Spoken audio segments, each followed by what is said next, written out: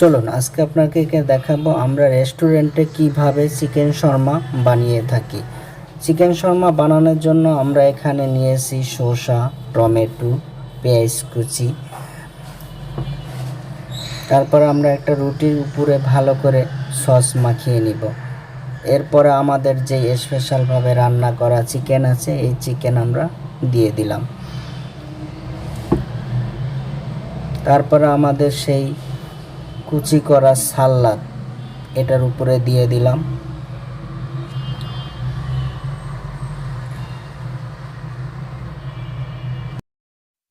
এখানে আমরা এখন দিয়ে দিচ্ছি আমাদের স্পেশাল মশলা।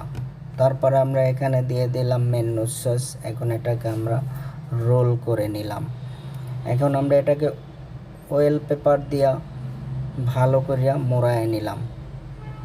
বাস আমাদের হয়ে গেল চিকেন শর্মা।